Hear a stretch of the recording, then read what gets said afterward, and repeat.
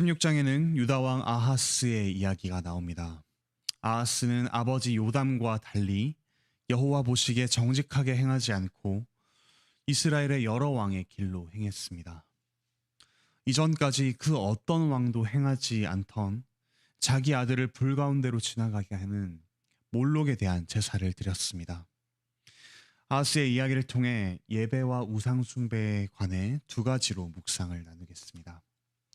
첫째, 우리가 의지하는 대상이 곧 예배하는 대상입니다. 신자든 불신자든 인간은 누구나 예배자입니다. 종교적 의식의 여부가 예배의 여부를 결정하지는 않습니다. 누구나 자기를 구원할 무언가, 자신이 의지하는 대상이 있습니다. 그 대상이 돈이나 명예, 안정된 직장일 수도 있고 꿈에 그리던 배우자 또는 성공하는 자녀일 수도 있습니다. 그때 하나님보다 더 의지하는 대상이 있다면 그것이 곧 또 그 누군가가 곧 우상입니다. 아하스는 아람 왕 르신과 북이스라엘 왕 베가의 합동 공격을 받아서 큰 위기에 처했습니다. 이 상황과 관련된 말씀으로 이사야 7장을 보시면 아하스의 심정을 알 수 있습니다. 아하스와 백성의 마음이 숲이 바람의 흔들림같이 흔들렸다라고 이야기합니다. 이때 하나님께서는 선지자 이사야를 보내셔서 두려워하지 말며 낙심하지 말라고 말씀해 주셨습니다.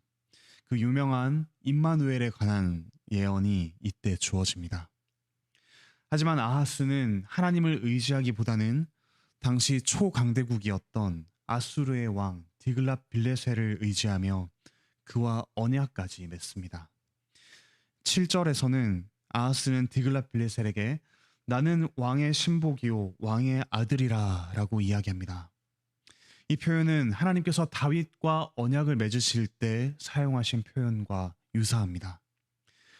아하스는 하나님이 아니라 디글랏 빌레셀이라는 강력한 사람과 군사력을 예배하고 의지했습니다.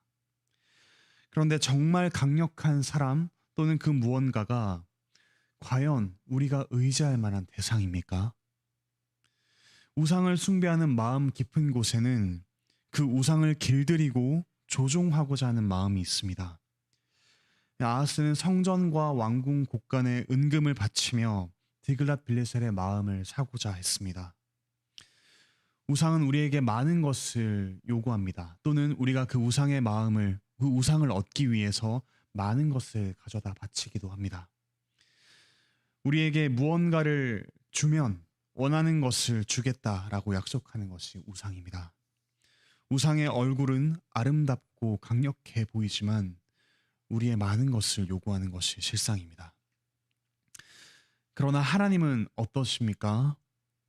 우리의 일부, 우리가 가진 재산, 우리의 시간 정도를 요구하지 않으십니다. 오히려 우리의 전부, 우리 자신을 원하시는 분이 하나님이십니다. 그러나 결코 거래와 교환의 관계를 맺지 않으십니다. 애초에 수지가 맞지 않는 교환입니다. 죄인된 우리가 들여서 받을 것은 영원한 형벌밖에 없습니다. 하지만 하나님은 우리 자신을 받으시고 우리에게 하나님의 의와 거룩, 하나님 자신을 주십니다. 그분은 디글랏 빌레셀과는 비교할 수 없는 천지의 창조주시오, 세상의 통치자시오, 심판자이십니다. 그분이 우리의 하나님이 되십니다. 그 하나님을 의지하면서 하나님을 예배하는 예배자로 살아가시기 바랍니다. 둘째, 우리가 욕망하고 모방하는 대상이 곧 예배하는 대상입니다. 아하스는 다메섹에 있는 제단의 구조와 또 그 양식을 본따서 예루살렘 성전에 새로운 제단을 만들었습니다. 그리고 모든 제물을 그 제단 위에서 드리게 했습니다.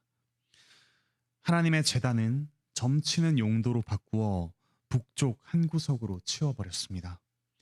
아하스는 아수르와 또 디글랏 빌레셀을 모방하며 그와 같이 되고자 했습니다. 하지만 이와 같은 욕망과 모방의 이면에는 두려움이 있습니다. 그와 똑같아지지 않으면 그 요구대로 하지 않으면 버림받을 것 같은 두려움이 있습니다. 우리 역시 성공한 누군가, 안정적인 삶을 사는 누군가, 우리가 가지고 싶어 하는 것을 가진 그 누군가와 같이 되고 싶어 할 때가 있습니다. 하지만 그 이면에는 어떤 마음이 있습니까? 그와 같이 되지 못하면 우리가 실패한 인생이 될 것 같은, 우리가 버림받은 것 같은, 더 이상 되돌릴 수 없을 것 같은 두려운 마음이 있습니다. 하지만 우리의 참 예배의 대상이 되시는 하나님은 어떤 분이십니까? 예수 그리스도는 어떤 분이십니까?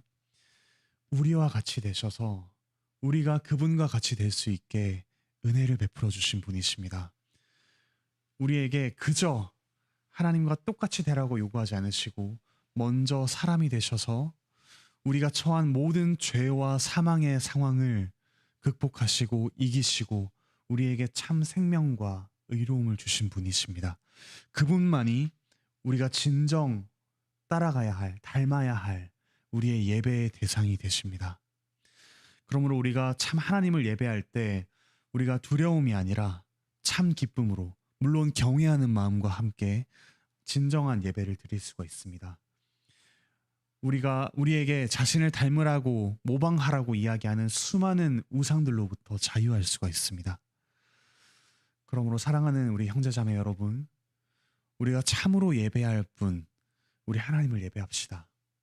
하나님께서는 우리 자신, 우리의 전부를 요구하시지만 결코 교환과 거래의 관계가 아니라 우리에게 자신을 주시는 그 언약의 관계를 맺으시는 분이십니다.